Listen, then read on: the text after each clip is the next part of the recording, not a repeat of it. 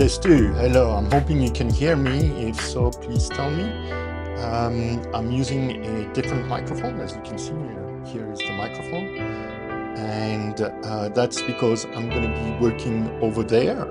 And the microphone that I have when I work on my little space over here often doesn't work out properly. So there we are. Well, thank you for joining me on this first live stream. We'll see how it goes. It's nice to have at least two people with me. Can I possibly ask if you are from here or, the music is still playing. Is it too loud? I can bring it down a little bit more.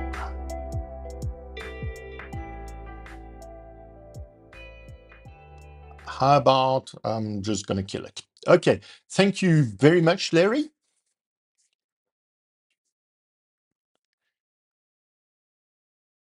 But can you hear me?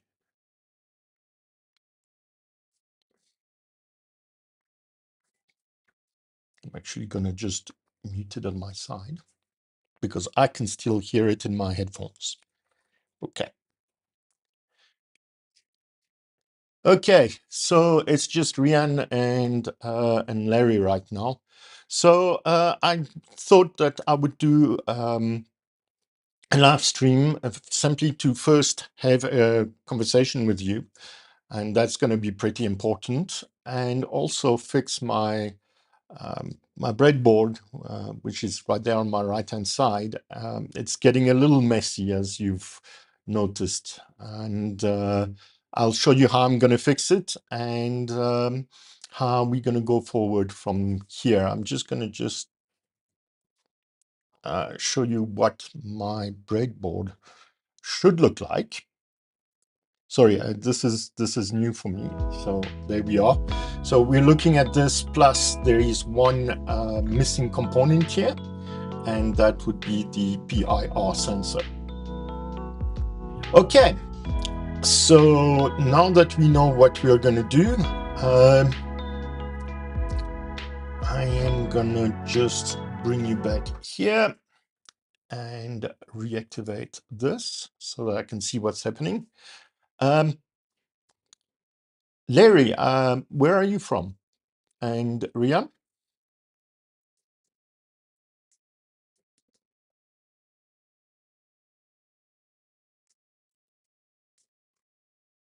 So there is about a 20-second delay, by the way, in between the time that I say something and the time that it airs.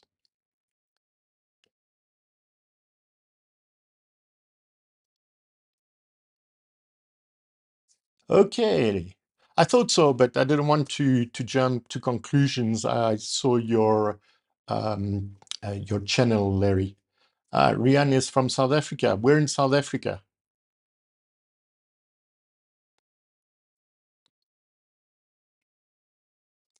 Anyway, whilst you, as I say, it takes 20 seconds for things to happen. So whilst that happens, what I'm going to do is I'm going to switch over to my overhead. And my overhead is not on. So sorry about that. There we are. It should come on now.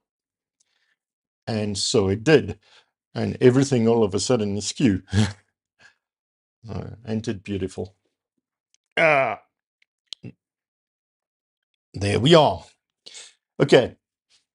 So as you can see, it's very messy right now. And I want to clean this up. And yeah, so I have a plan.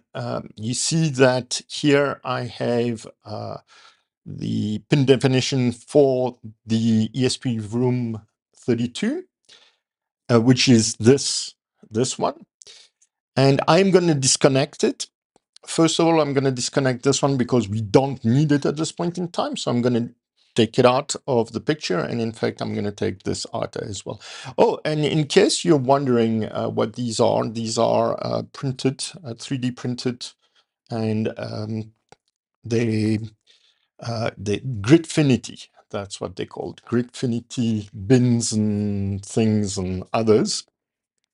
I'm looking at possibly designing something a little better because, as you can see, there is a very wide gap over here. And you will see there is a little bit of another problem as well. But I can say that they are very well done otherwise. If you, I don't know if you, yeah, you can see that. And there are holes to put the tabs through here, which is absolutely fantastic. Oh, do you want me to take slow-mo out? Just hang on a second. I will have to go into the broadcast itself. I think I can do it from here.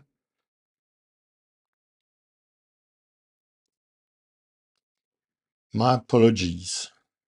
I'm new to this, so and this is, yeah, content live. And yeah, it's not even telling me that I'm having a live stream right now. That's interesting. Okay. Let me see if I can fix that quickly. And I will have to jump into a browser on my computer for that.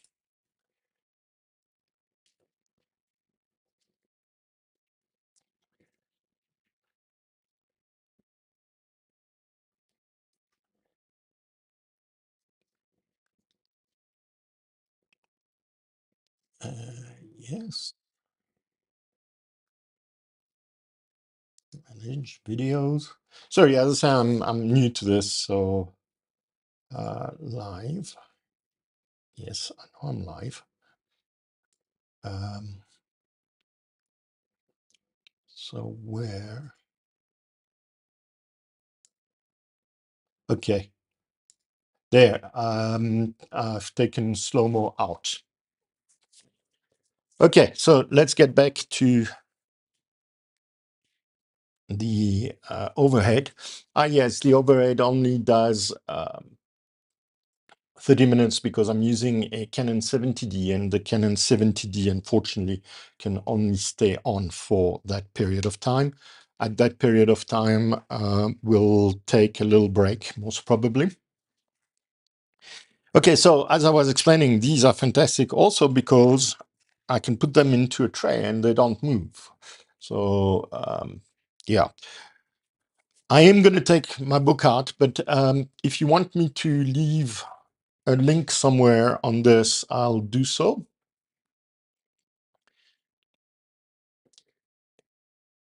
Northcliffe Joburg, just up the road. Okay. Yes, Rian, it's a pleasure. As I say, this is my first live stream. I tested one the other day. I think it was on Thursday, and yeah. So I'm going to take this out. But if you want the link to this, I'm sure I can find it. It is on the AI Thinkers website in any case. So I've prepared a blank one because I'm going to be transferring a lot from one to another. So I'm going to take these out so that we've got a little more space. In the meantime, what you can do is have a chat with me. I'm going to read your questions and your statements and so forth. So I see we've got now someone else online. If you would just wave your hand and say where you're from, please. Okay, so the problem is very simple, and it's becoming a mess. And you can see it's becoming a mess. And I had to introduce the power supply simply for one reason, is that I didn't want to overload the ESP32. So now I have next to no space left. And I want to have space left. So, as I said, there is some issues with these, but I I can overlook them in the moment simply because I just haven't had time to even look at designing one that's similar to this. Gridfinity is great, but unfortunately, this is the sizes. Having said that, you can have Gridfinity half size. So that does exist, and there is a specification for that, which I'm thinking to use in future, and this would be much smaller, obviously. Okay, so the first thing that I'm going to do and is to take out the power supply, and to get a bit more space, just turn it around and put it in. It's a bit skew, simply because the lip is holding it up, but outside of that, it's perfectly fine. I've actually tested this on another board. Uh, the nice thing of doing it this way is that now both of them will be at 5 volts, so I don't have to have a jumper that goes from one side to the other. Also, the positive and the negative are aligned, which was not the case here, as you can see. So I have to think a little bit less about the board. So red is positive, blue is negative, and that is that. Oh, Jiri, I didn't see it was you. Welcome. So Jiri is from South Africa, by the way. Hi, how you doing? And please, let's not talk politics to my South African friends, because that is, yeah.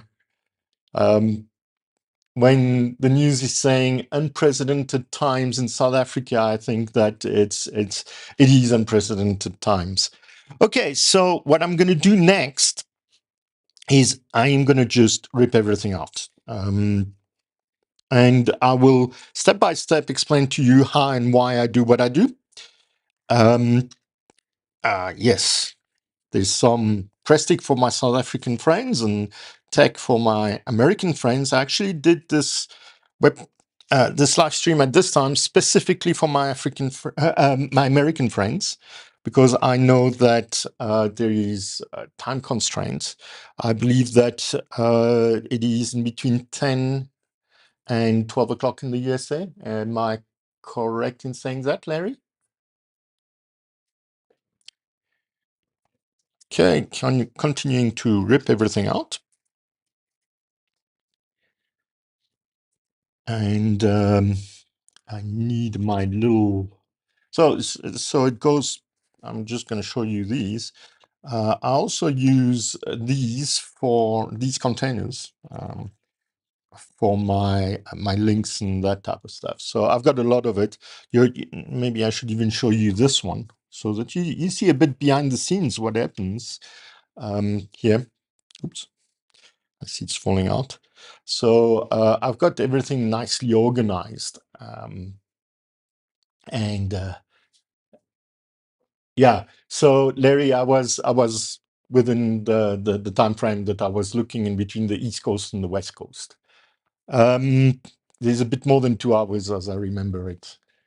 But yeah, I use these. The nice thing is I can move. Right now, I'm in my office, where I've got a whole setup, and you may have seen the pictures of my setup. I actually would have to redo some pictures because things have changed. I've got additional lights and additional things here that make my life easier to work and to record, obviously. And yeah, I'm working on to actually making this even better. Um, uh, so yeah, 4 time zone in the US from the East Coast to the West Coast. Okay, fine. So we're talking in anywhere in between 6 and 10 hours in our case. Okay, thank you very much, Larry.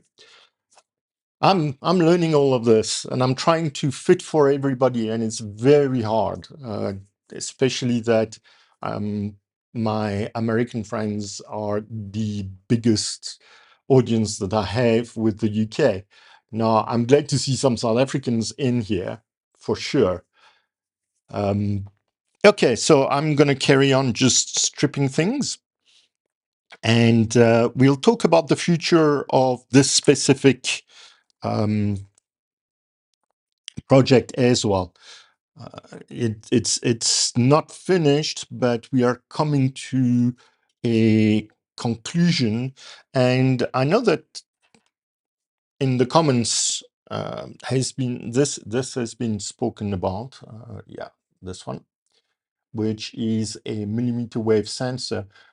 I'm not doing the millimeter wave sensor tutorial next. It's going to be a little later.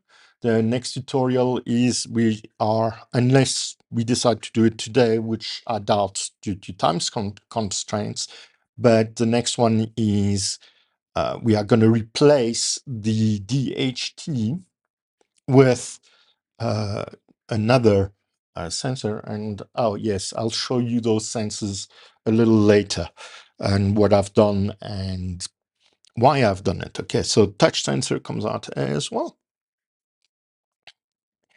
And a lot of people have been asking me about why there is a capacitor and what's the use of the capacitor. It is on EN, and it allows you to program the ESP32 in particular, and without having to put it into programming mode and fiddle with the button and so forth. Basically, it will accept any programming through the USB with a capacitor in. And if I remember well, it's a relatively small one. Looking, yes, it's a 10 microfarad. 10 microfarads. Yes, microfarads. So there we are.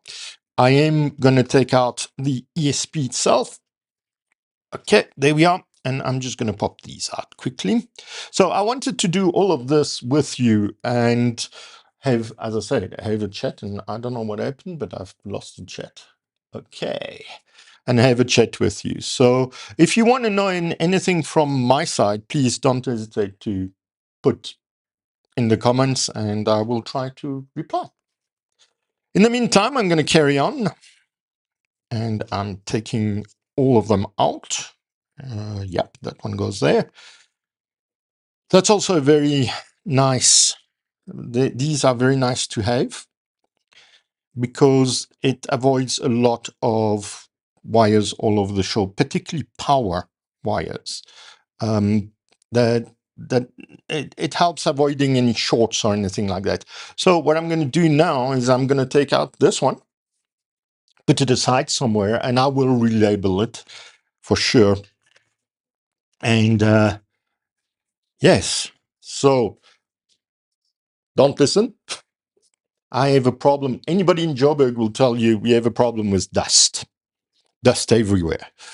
You leave something lying around for an hour, you come back and there is a layer of dust on it. And I'm in the south of Joburg, which is even worse. Why am I not centered anymore? Okay, there we are. Okay, so now the ESP32 is back on.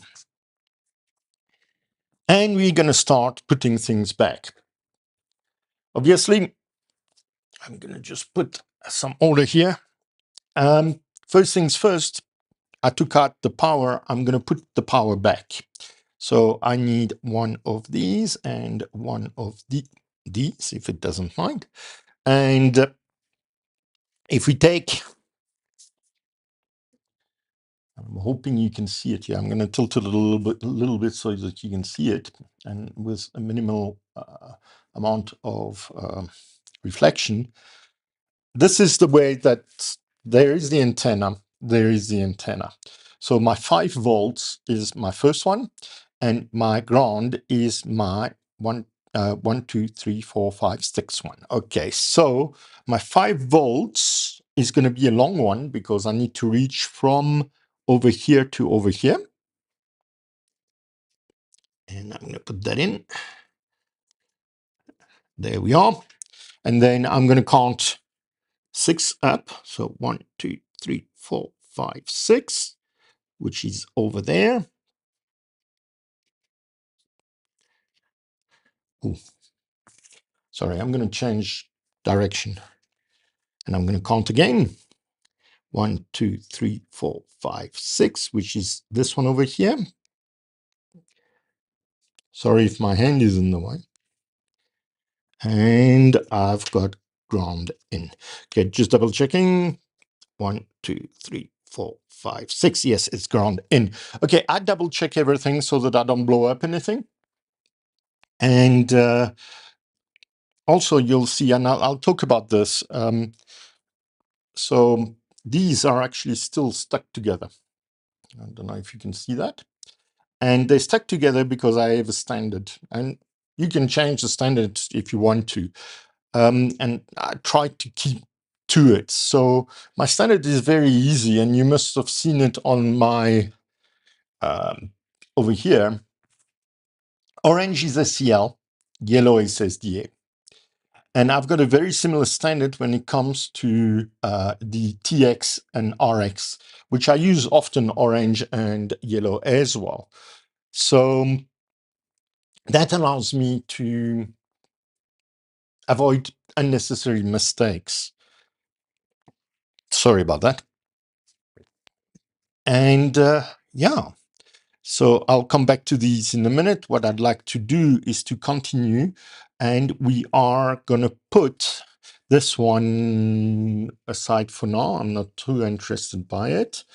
I have to put the EN back in and the right way. Now, for the right way, obviously, I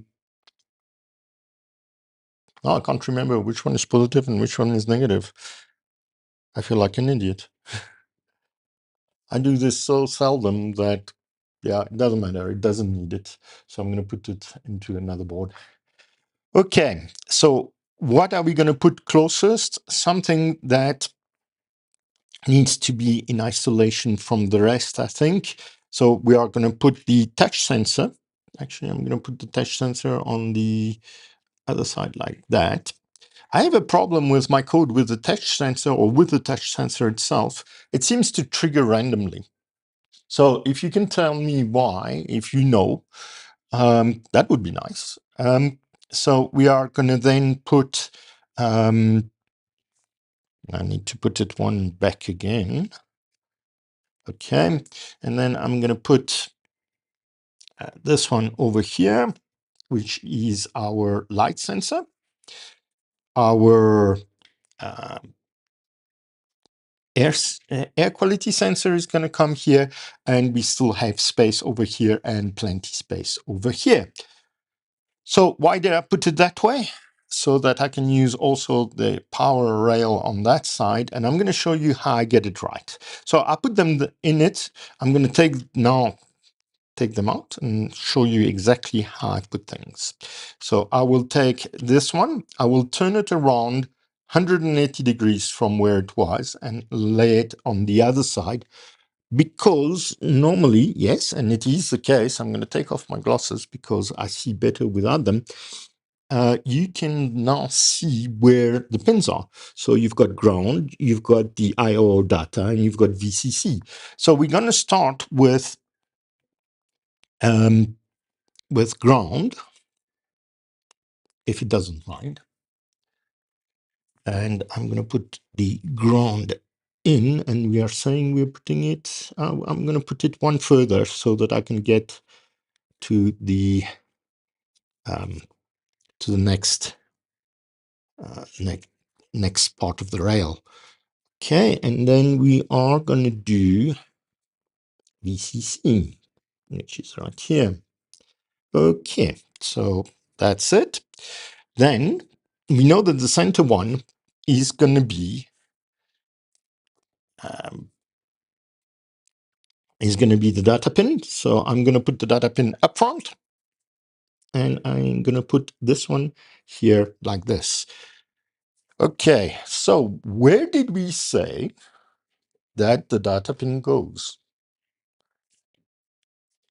The data pin.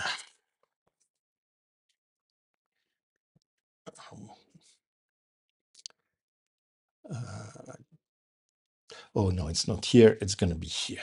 Sorry, I've got various screens. So the data pin for the capacitive touch sensor goes into GPIO 12. And GPIO 12 is the one directly above ground. Now you wonder why I chose 12? Well, no, it's because it's directly above ground.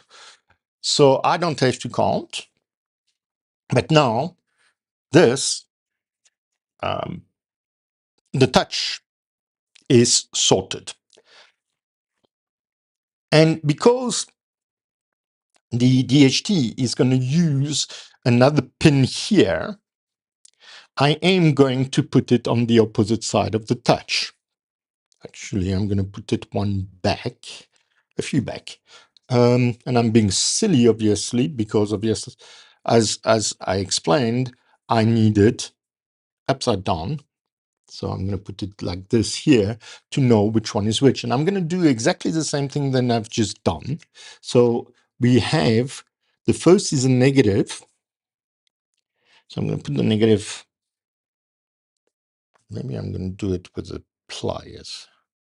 See if that helps for vision for you. And I'm going to put the negative in here. Okay, so the negative is in. And now I'm putting the positive.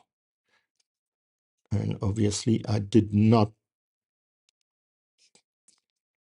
do what I said I would do. No, I'm not getting it right, huh?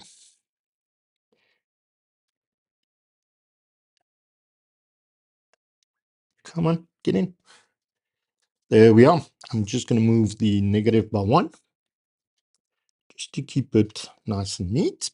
And the data will be the middle one, and the data, I'm going to use the purple one. And knowing me, I probably switched the colors, but that's fine. And the DHT22 is at GPIO 26. And GPIO 26 is 2 further than 12, so 3 further. So I need to count.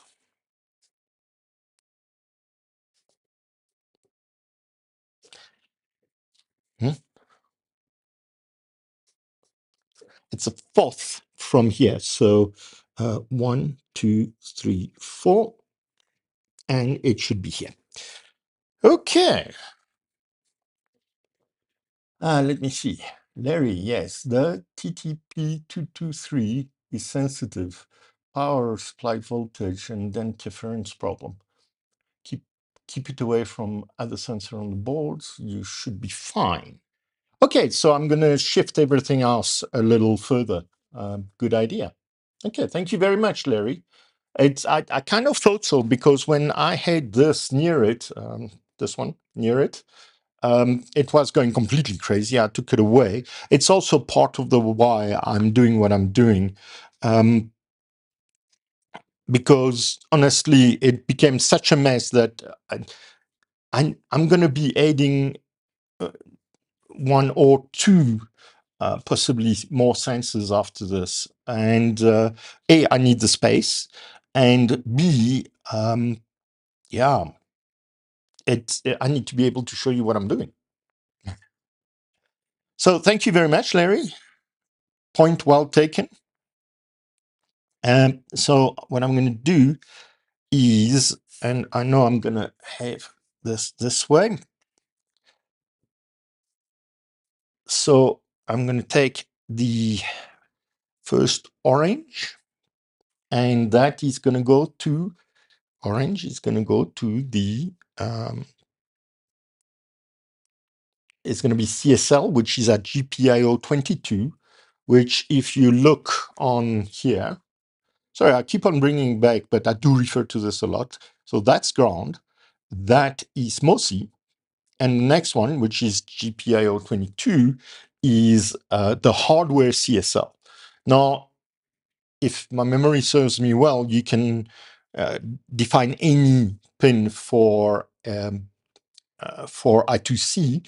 There is 2 I2C processors or buses, sorry, 2 I2C buses available on the ESP32.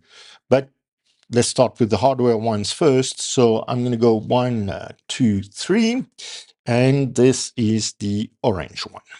Okay, so on the third one is orange. And then I'm going to skip two, which are the hardware UART, TX and RX, 1, 2, and the next one after, oops, obviously I had to pull that one out.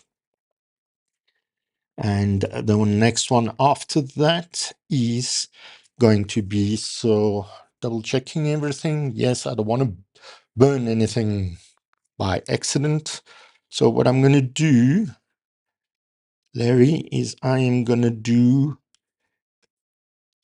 this. And this is what I'm doing for simple reasons. So Larry has pointed out that you want it away from everything else. So I'm going to put my my two additional sensors here, simply because then I can put the IR sensor with some tech again and somewhere over here, and it won't be interfering with anyone. What do you think?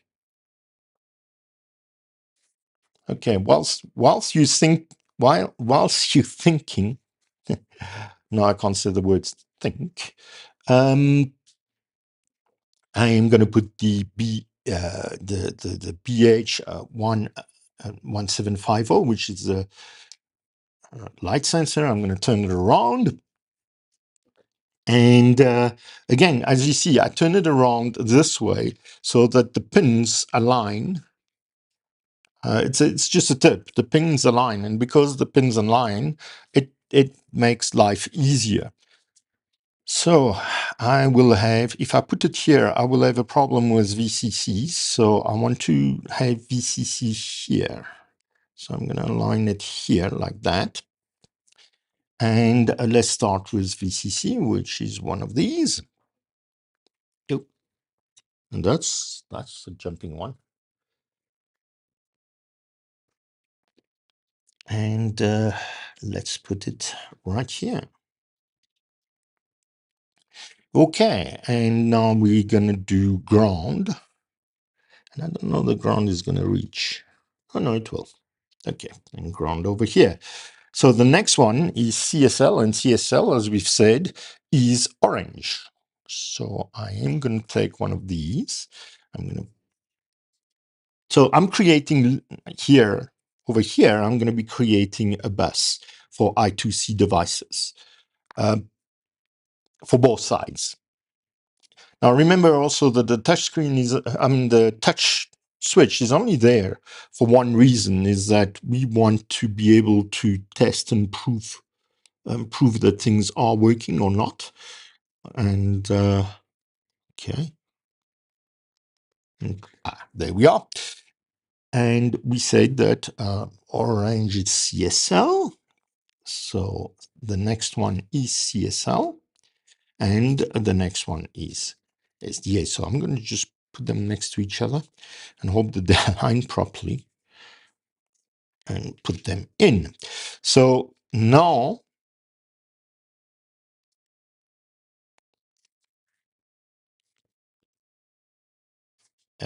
now I have a problem, because actually this is the way it's going in. So pluck it out, change of plane. It sounded good until I was putting it backwards. Okay, but that's fine. That's a quick one to fix. And we can put that one here. Oh, and I have to restart. Okay, here we are. So I'd warned you about having to restart. The limitations of the early video on Canon cameras. Okay, so here we are. That is ground indeed. That is VCC indeed. And then we have CSL, which is orange, and we have SDA, which is yellow. Okay, so done. And we can put this one on the edge over here like this. Okay, and now we go on to the next one, and the next one is a bit easier. I'll explain to you why in a second. I'm just going to put it in over here. All of the pins are described on top, which I think is very intelligent. So I wish that all manufacturers put it this way, and a lot of them don't. It goes to the point where here, if you look at the bottom, there is no descriptives for the pins.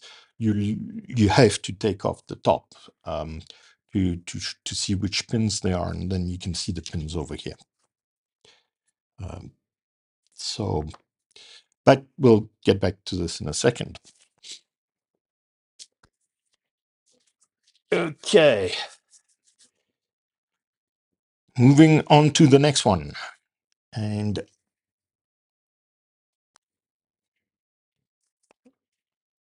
I'm missing some cable, but that's fine. Or some jumpers, that's fine. Here is, I'm actually going to put this one back so that I can just, as you see, the nice thing about I2C is that you can chain them. So I'm going to chain them, and we said orange is CSL, which would be this one, as clearly shown here, and SDA is the one in front of it, and that would be yellow. Yellow. I can see I'm going to battle to take out a yellow.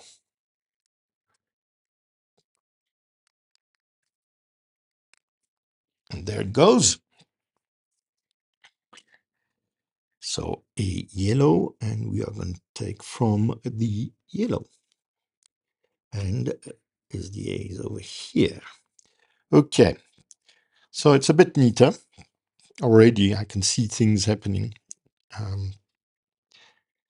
Okay. And then we have, for the Vox sensor, sorry, my head is in the way, isn't it? Wait, there. For the Vox sensor, VIN is the first one. So VIN is a long one. VIN, I think is, sorry, if my head is in the way, you got to tell me. Hold on, is there a new message that I haven't seen yet? Oh, no. Okay. Okay, and then we have the ground. And oddly enough, it's not V in ground, it's V in 3.3 volts out and then ground,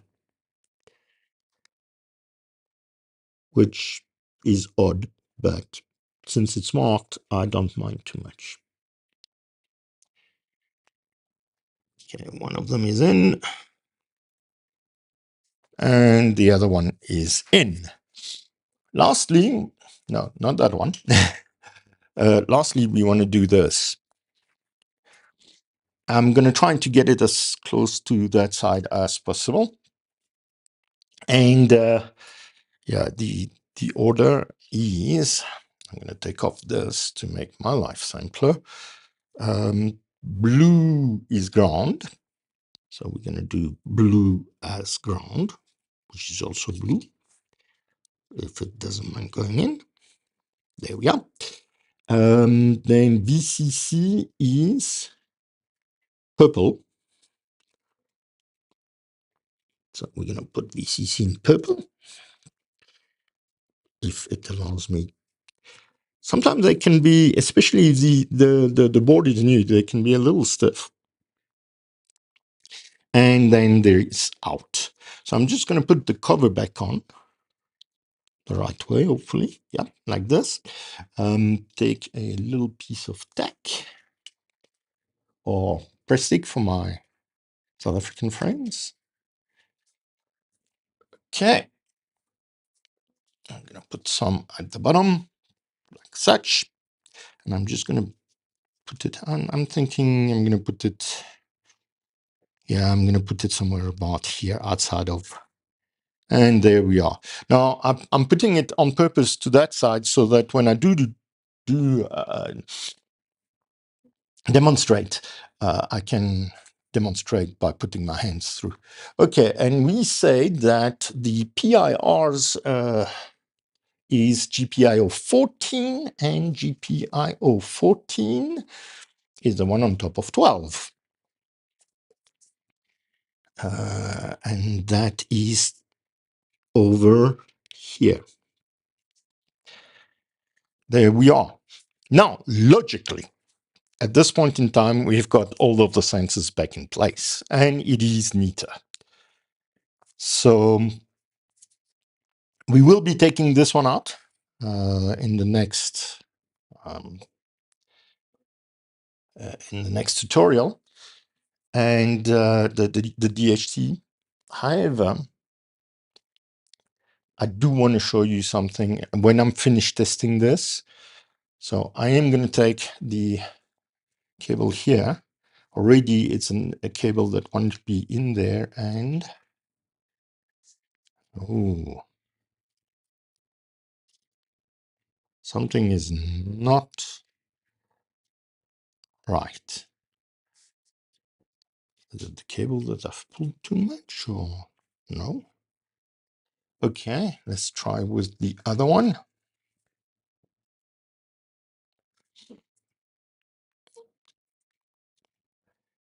Okay. Okay. It is off. It's on 5 volts. It's on 5 volts. Okay. Let's put it on.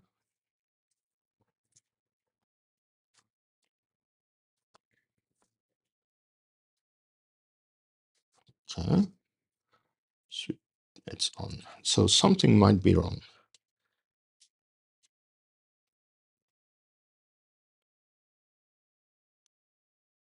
I'm not too sure what could be wrong.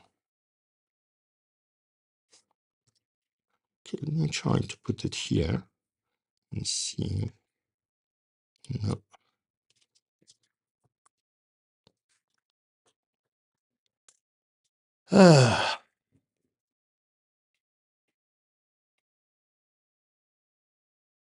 You love blue tech. Now ours is always white. Okay, I seem to have a problem. And I don't know where the problem is. So what I'm going to do,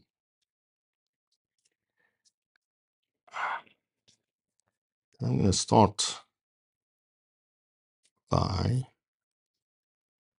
taking everybody off. Is it off? Yeah, it is off.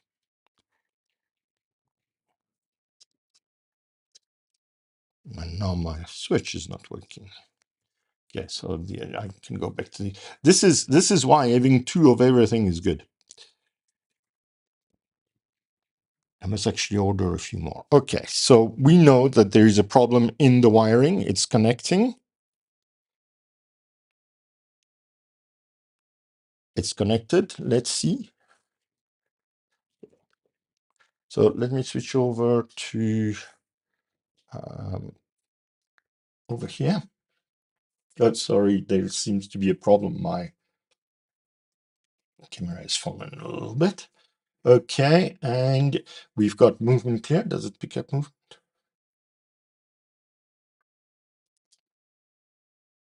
Yep, it picks up movement. So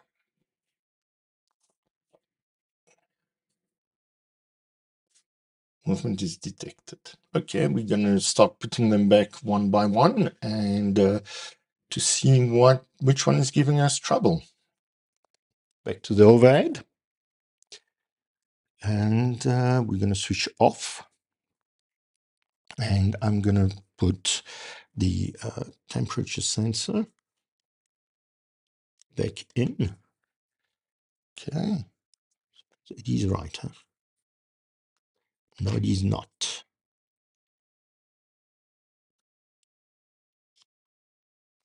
Yes, now it is.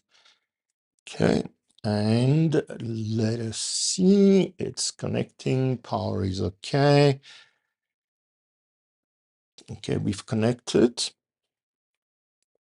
And back to over here. And are we getting a temperature reading?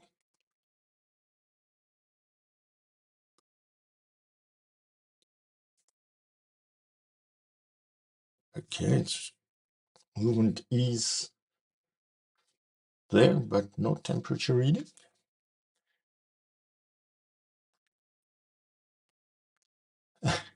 Larry, yeah, that's what I was doing. I was removing everything and then starting to put back one at a time.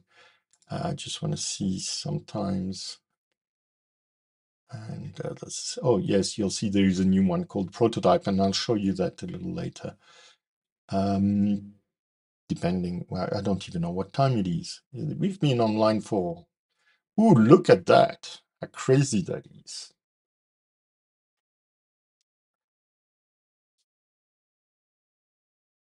Okay, that's not right. Something is not right. Let me have a look at, no, the settings are okay.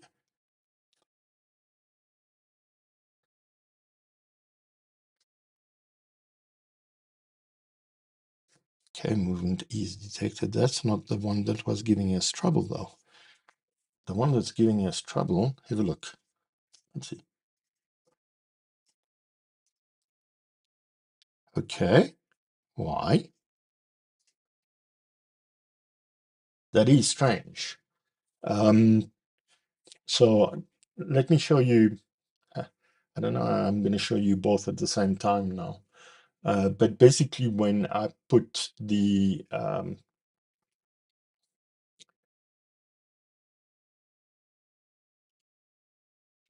when I take off the PIR sensor, the capacitive touch sensor, so it's still on, and you can see there is some kind of an issue somewhere with the power. I think maybe, no, I don't know. Because it says that the capacitive touch sensor is going on and off. And if you look, and I'm going to switch you over, capacitive touch sensor is not there at all. I'm confused. So the PIR is interfering with the capacitive touch sensor code or something to that effect. This is very strange.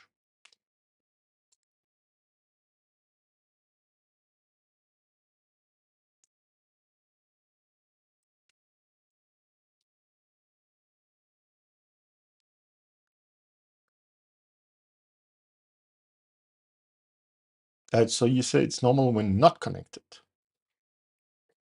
Okay, let me connect it and see if that changes things. I'm going to push it as far forward as possible. There. Switch it back on.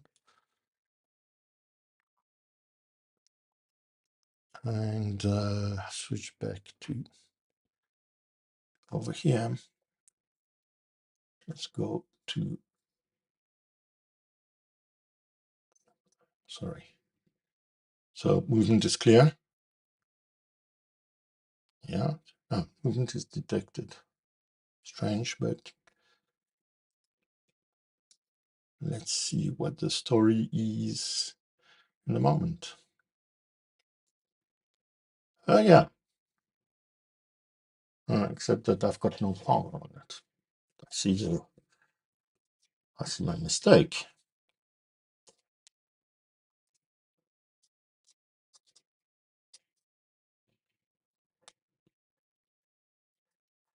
Okay.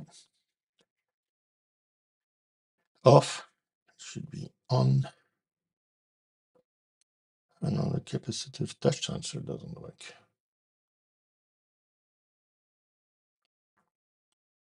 It may be that it's on the wrong pin, but unlikely.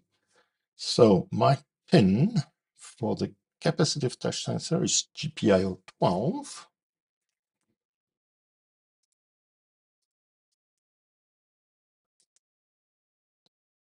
Yeah, maybe if I was clicking in the right place.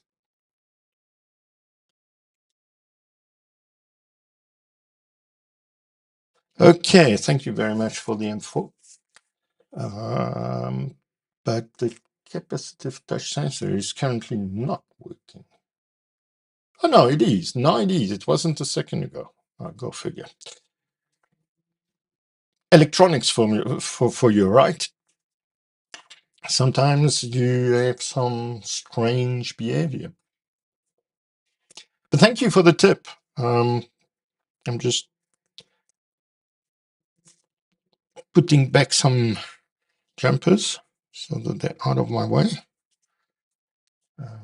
And we'll carry on then with the next sensor. So back to the overhead. And if I turn it around, yes, switch off first. Wait a second. So there are no capacitor working right now. So it's double check. VCC, yes. So VCC is here. Okay. And put on. That's a switch problem. There we are. It's connecting. Let me show you the...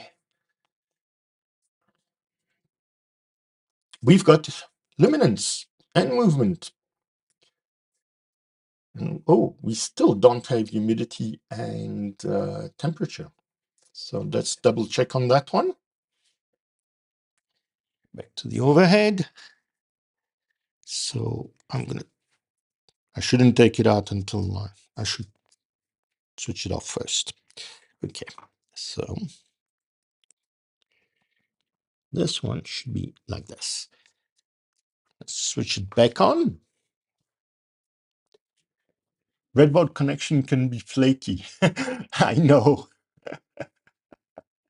I know. Although this one is a relatively new one. Yeah, I sometimes, yeah. And this happens quite a bit, where it cannot find a Wi-Fi, which is weird because my Wi-Fi is still up. And yeah, I have to switch it off, wait for a second or two or more, and switch it back on. And sometimes, no, it's not even interested. No. Are we back online? Yes, we are. So back here, we are back online, and we still don't have humidity and temperature.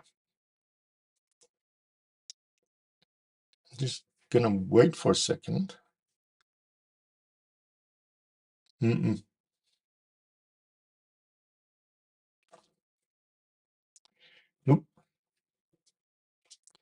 And when things fail like that, have a second one on hand.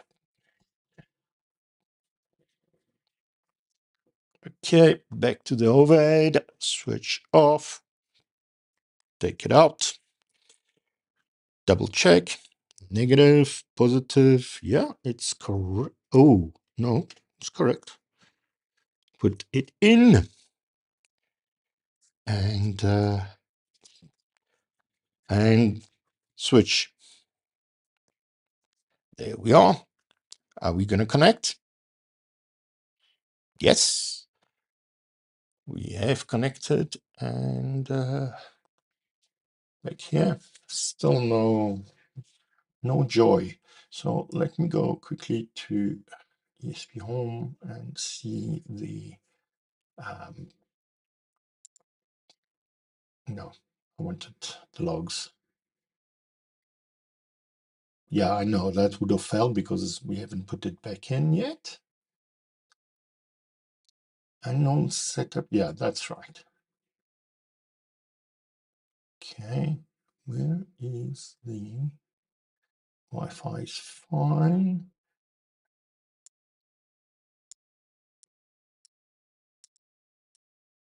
Strange. There's only one reason that could be is that I've used the wrong pin, and the pin should be 26. Okay.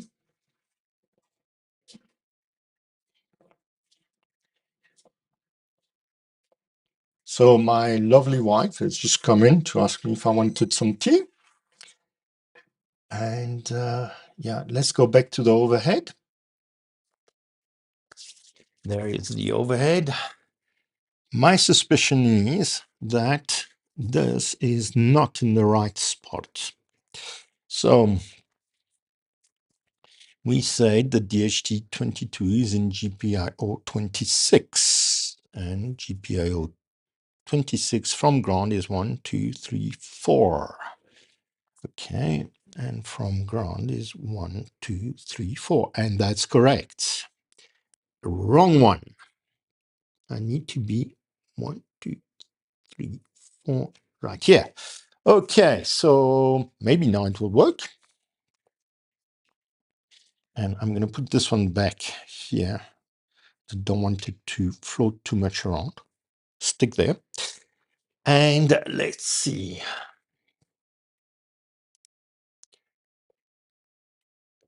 I'm going to just go back to my screen and close. And room sensor, is it back? Oh, maybe I should switch it on. Hey.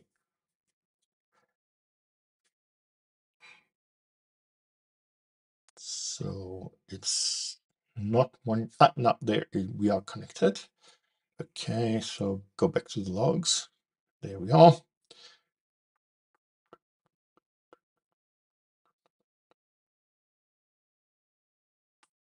I must be careful now because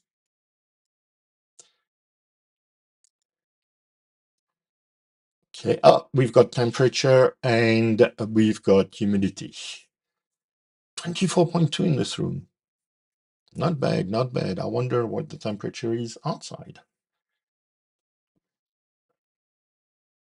I don't know. Okay. Temperature outside. I'll check later.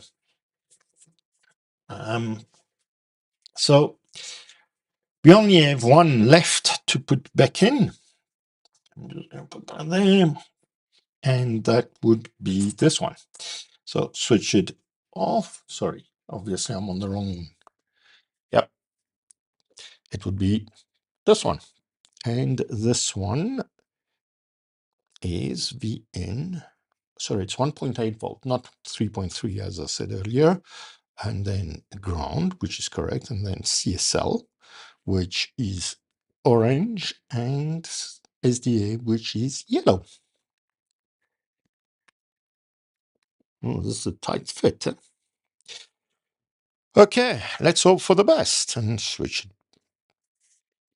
I found that tapping it helps. There, and no power problem. And we are online and everything is working. Let me show you. So there we are, everything is working. My ECO2 will be very high because I've got a heater running in the moment, a gas heater, and so will my TVOC. But yes, it's finished. Now all I have to check is that everything else works. So I'm going to put back this one. I am going to put this one over here. I'll explain to you where it's going now because I'm going to bring it to you unless you want me to stop. But let's first test everything. Let me see. One again. Let me read a bit. Okay, MCU. So each pin. Yeah. I was thinking of doing something like that. And to be honest, and the space doesn't quite. Obviously, I must remember to change things when I'm showing on the board. The space just doesn't work out for me. Alternatively, I could possibly create something that comes onto the two sides. You're quite correct, Larry. I mean, I have, and I don't know if I have one under my. No, I don't. But I do have ESP32s with all of the pins actually on top, and that makes a whole world of difference. Anyway, coming back here, as you can see, we are up and running. The capacitive touch sensor is working, and the movement sensor is working as well. So this is where I wanted to get to at the minimum today. That's where I wanted to get to. I am going to reconnect the light. You may have noticed that I've changed the LED. I just didn't find the LED clear enough. The tea is arriving. So I've changed the LED, this LED over here. Oh, it picked up movement. So that's the LED is now red so that you can see it a little bit better. Larry, do a live one, or if you want to, one day, if you're interested, we can do a co-op where we both involved, and we can stream live to both of our channels simultaneously. And yeah, it's not that difficult to do, apparently. I don't know because I haven't tried yet, but from what I am seeing, it's relatively easy to do. So we both got OBS, and yeah, we could definitely do a co-op if you want. Anyway, to carry on, so I've changed to a red LED, and specifically so that it's more visible. I hope that that makes sense and that it helps. So yeah, that's where I wanted to get within the hour, and we're bang into the hour. If you want to, I can show you something that I'm busy with and a few ideas that I've had, but that will be up to you. Oh, okay. Yeah, Discord is good enough for me. On if you've got a Discord server, I've got a Discord server as well. So yeah.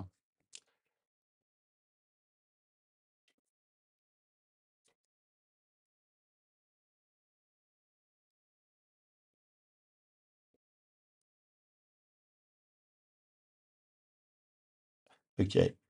Take a small breadboard, removing its spiral rails on the side and the small breadboard onto the large version breadboard. The ESP32 fits perfectly over the center power rails. I'm not quite catching what you're saying, Jury.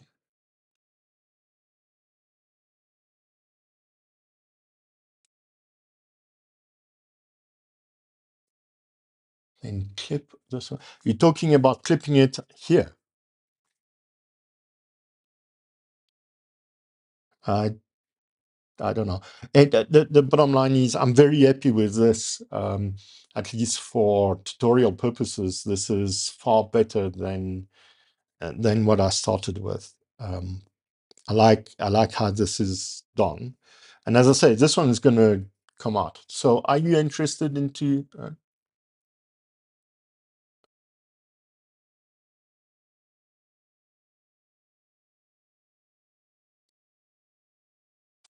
are you talking about putting it this way?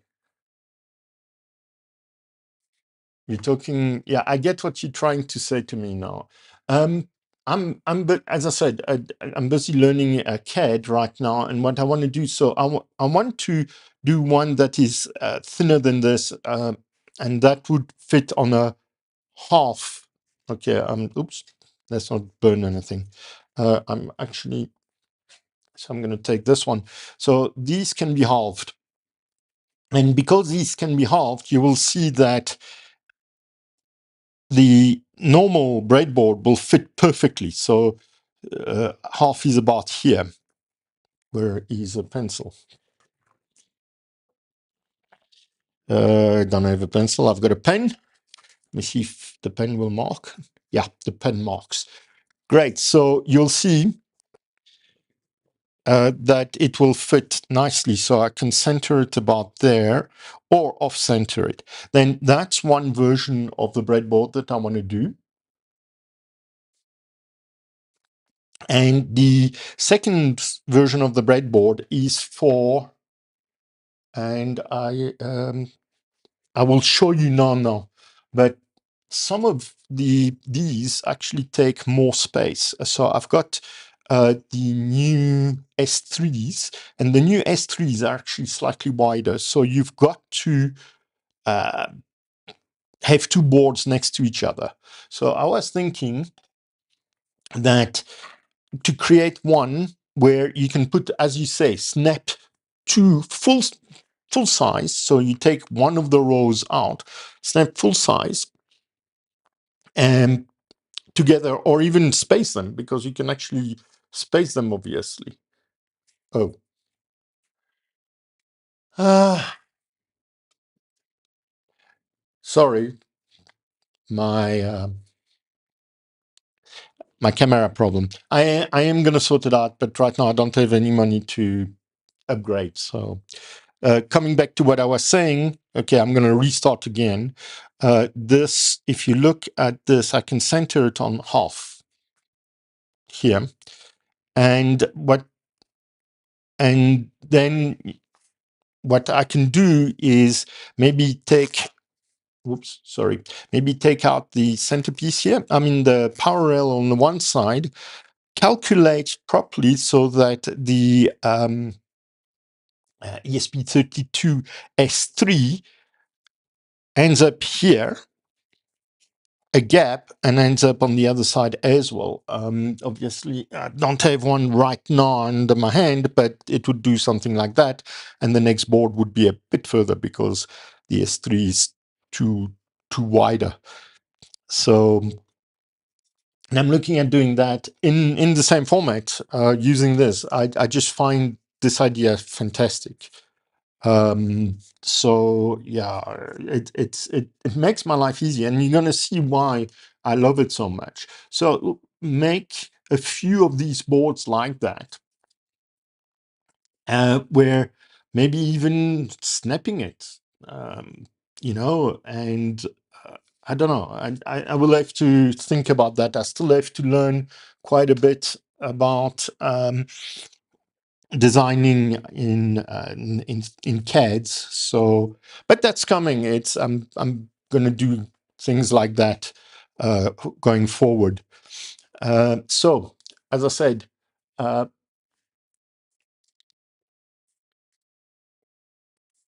okay. So, as I said, it's up to you. I can finish now, or I can show you some of the stuff that I've been busy with, and a bit more about the future of this as well. It's really up to you. So, do you want me to continue, or should we stop and leave it to that? Once you decide, I'm going to have some tea. Oh, yes. Let me switch over to this one so you can see me. So, some tea.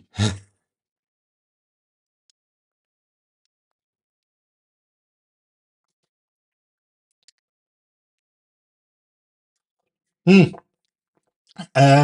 My power rails here do unclip.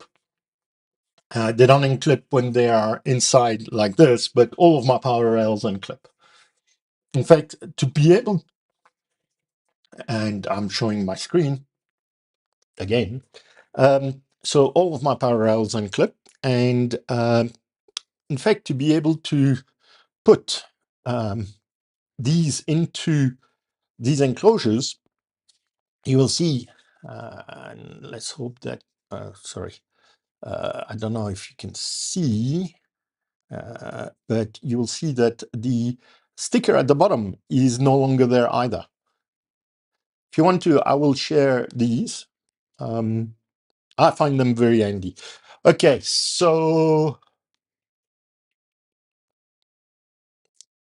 okay, So everybody seems to want me to continue.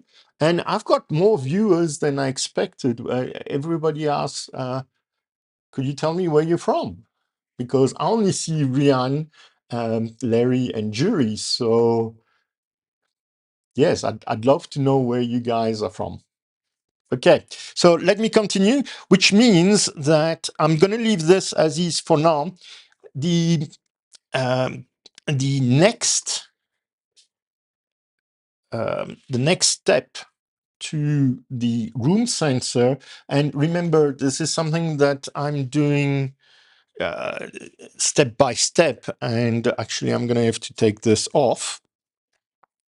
And this is the simplicity of the setup. Is this is one project. I'm going to take it away, and this is a completely different project. And this is why I like this system. But here is what's going to happen. So one of the things that I was thinking of doing during this this live stream is to do a quick comparison between the three sensors.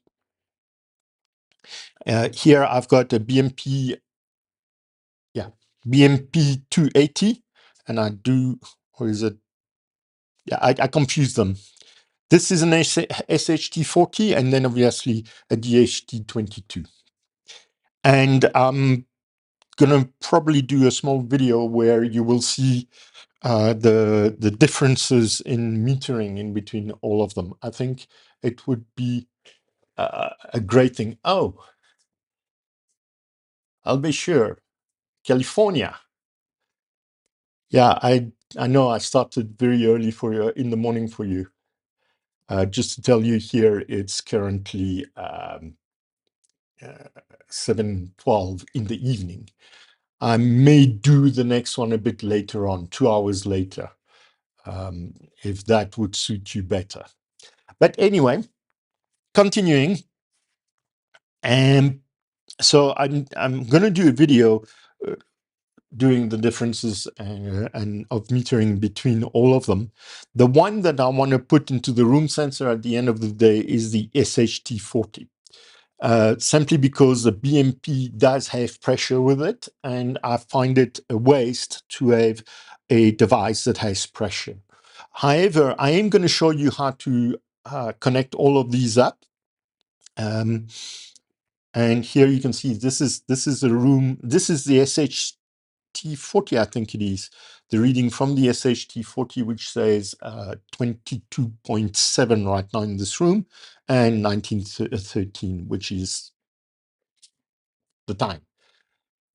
This is my, after I'm finished with this, the conversion with the temperature and humidity sensor, and introduce the millimeter wave sensor. So those are the next two things that I want to do. I will be then starting to talk about screens, and this is the first screen that I'm going to bring in. Simply because of the ease of configuration. You must remember, obviously, and I know Jury, and I know Rian, and I know, where am I forgetting now? Yes, Larry, you're a bit more advanced, or rather a bit more advanced than that. But my approach to this is a step-by-step guide. Getting some coffee. Yeah, well, I told you I've got tea. Look, it's still here. Whoops. Liquids and electronics together. Not a good match. Okay, so this is the next one that I'm going to, or rather, this is in the forthcoming. And ow, I just pricked myself with the screen. And the one after that will be this little fellow. This is an OLED screen, also working on I2C. And as I say, that will be the next one. If it doesn't stab me again. Now I'm having problems putting it back. There we are. After that, I'm thinking of introducing one of these. Now, these are far more complex to use, but the nice thing about doing it this way is the size. Here we're going to get a bit more complex, and here we're going to get very complex into the display itself. This is an SPI board or screen. It's a pity that the SD cards are not compatible, or the SD card readers are not compatible with ESP Home. That said, I might do an advanced tutorial to get that working in ESP Home. I'll see. It's all in the works. But this would be the next one. This happens to be a 3.2 TFT. It is running off a can't remember which specific chip it's running on, but it is compatible with ESP-HOME. It works very well with ESP-HOME. I've had no problems whatsoever, and I've got code for it that I've done. My kitchen sensor works on something similar to this. You may have seen some photos of that. The next one after that is this one. This one works on a different chip. It's also a SPI, but it works on a chip that, although it is supported by ESP-HOME, you need extra RAM on your MCU to run it. So I have S3s, ESP32's S3s, specifically for that purpose. And this is not going to come up anytime soon because of the requirement. And it has to do also, it's funny because it's double the size, and it gives so much trouble to just generate the image. But as I say, with an S3, there is no issues whatsoever. So the idea is these. And you can see here, I'm actually using a ESP32 D1 Mini. I've got quite a few of these. They're super handy. They've got everything that the ESP32 has. This specific one is I've geared it up for development because it does go over. And all I did is I just put some through pins and the female on top, and I have a diagram like everything else. And yeah, so this is what I'm thinking to do in the future. I hope that will interest you. There is one more thing I wanted to talk about, and this is this fellow. I haven't soldered it yet. I think it's actually, no, it isn't upside down because you can't put it upside down. Yeah, there we are. This is a Highlink 240 to 240 volts to 5 volts, 5 watt, 1 amp. These are handy little things. I believe there is smaller versions of this, and that these versions also work very well. In fact, if you give me a couple of seconds, you will probably recognize this. This is a Shelly 1PM. It's one of my prototyping one, and you'll see this is a 16 amp 250.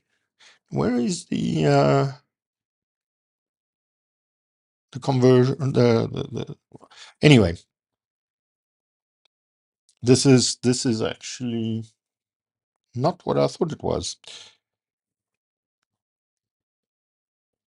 Okay, I wonder where they've put the. I'd have to look at the wiring diagrams for these, but I believe there's smaller ones than these. And in the final version of the one with the screen,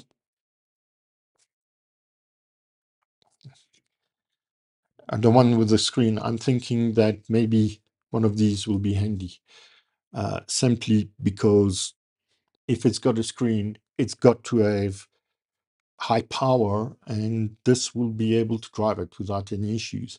So the day that we decide to start creating a board for it, a PCB for it, we will include this. By the way, I've got somebody to help me with both PCBs and 3D housings in the short term.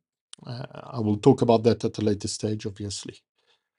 So yeah, this is basically the future of the channel.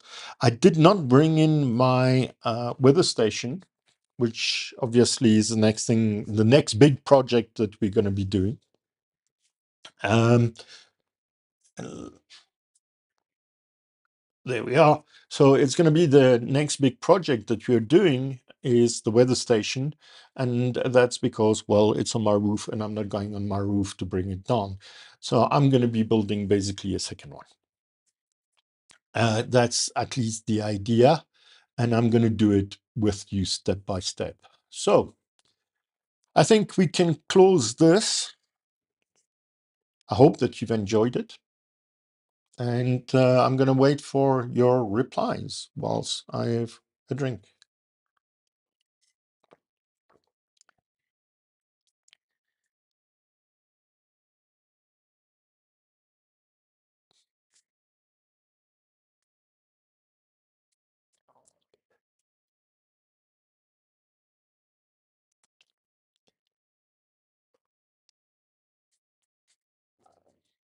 Anything else you want me to address?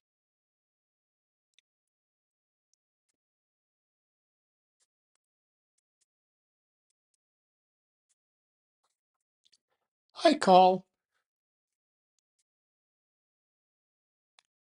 Thank you, Larry.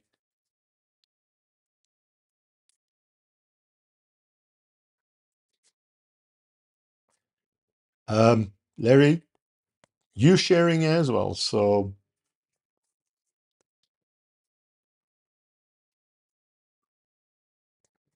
Carl, it's coming. It's just that I need to order some parts, but I don't need those parts to start. So I was start, and maybe I should throw it out to you guys. I was thinking to start to weave the room sensor package and the weather station. So it would take longer for the room sensor to be finished, but it would also give me time, because what's coming is more complicated. It would give me time to plan better.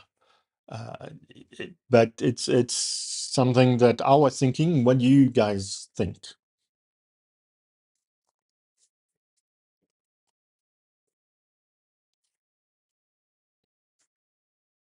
And to you again. I promise you, there is no alcohol in here.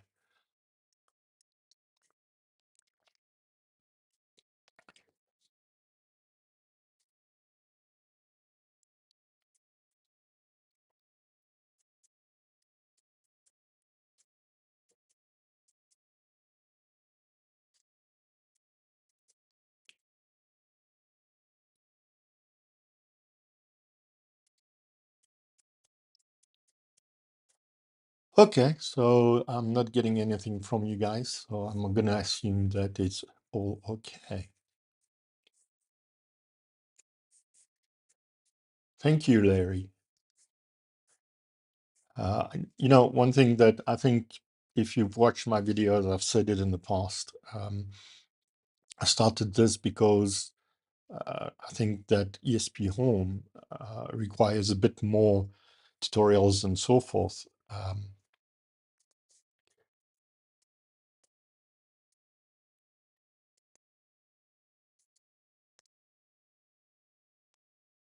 Yeah, well, that's the idea, Carl, is from scratch. I was gonna just say that it's when I started 2 years ago, I had a look at ESP Home, and to be dead honest with you, it was like, how do you start with this stuff? And there are people that talk about it, but there are no dedicated tutorials or very little dedicated tutorials. And those dedicated tutorials are generally, how can I put it? Here it is, here is the code, sort it out for yourself.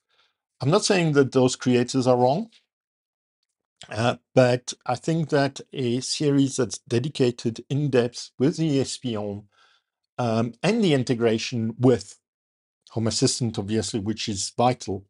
Although it is not required, you can actually send the data directly to an MQTT server instead of Home Assistant. But yeah, I felt that it was a gap that I could maybe fill. Sorry, I'm catching up on the chats. Okay, no problem. Jury, you have a fantastic weekend and a fantastic Sunday. Rian, you too. Carl, I could not find anything on ESP Home. You have to dig deep. Yes, you do. Yes, you do. Um, Indeed. And that's why I started the channel originally. It's to focus on the ESP Home. In fact, I've tried some stuff on Home Assistant, and it was mostly to get ESP Home started, and then I stopped. You may have noticed. Uh, I will go into more complicated stuff though. Okay, guys, have a fantastic day, night, evening, morning, whatever, afternoon, wherever you are in the world. I'm going to leave it to that. And this was Pascal signing off.